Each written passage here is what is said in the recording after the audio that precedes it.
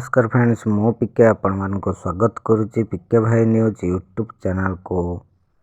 सरकार कले बड़ घोषणा, देश में 50 कोटी श्रमिकों बढ़िबो दैनिक मजूरी। एने कौन बड़ अपडेट अच्छी चलतु जानवा वीडियो माध्यम ता पूर्वर चैनल नुआ थिले पिके भाई न्यूज यूट्यूब चैनल को सब्सक्राइब करी साइट रे थिबा बेल आइकन को प्रेस कर दियंतु, जा फल केंद्र और राज्य सरकार तरफ आसुवा समस्त योजना किंबा बेनिफिट्स ए पिके भाई न्यूज यूट्यूब चैनल माध्यम आपण माने पाई परिबे। एबे चलंतु संपूर्ण वीडियो उपरको।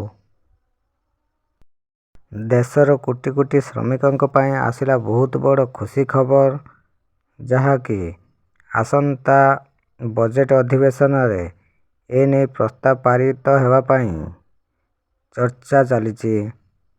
सूचना अनुसार 2024 लोकसभा निर्वाचन पूर्वर ही सरकार श्रमिक मानक एक बड़ उपहार दे पारंती।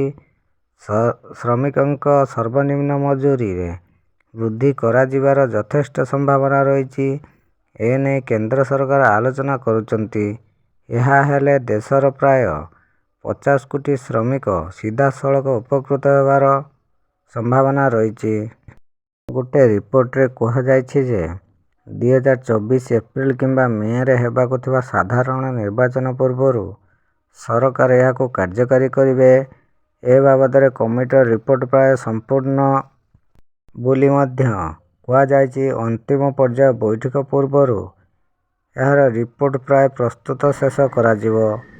सूचना योग्य जे वर्तमान देशर 50 कोटी कर्मचारी सर्वनिम्न मजूरी 176 टंका अनुଯାୟୀ कार्य करुचंती। एही 50 कोटी श्रमिकों मध्य 90% असंगठित क्षेत्र रे अटंती। एही दरमा 2017 रे संशोधित होइथिला विभिन्न सामग्री मूल्य वृद्धि पाउथिबारु एवं आवश्यकता बढ़ुथिबारु मजूरी बढ़ाइबार आवश्यकता मध्य अछि। एवं जहा बड़ अपडेट मुताबक सरकार कले बड़ घोषणा, जहा कि 50 कोटी श्रमिकों बढ़िबो दैनिक मजूरी। तो यह तो थिला आपण मानक पय बहुत बड़ अपडेट न्यूज। एही बड़ी इनफॉर्मेटिव वीडियो पाइबा पय आम चैनल पिके भाई न्यूज यूट्यूब चैनल को सब्सक्राइब कर साइड रे बेल आइकन प्रेस कर दियौ। थैंक्स।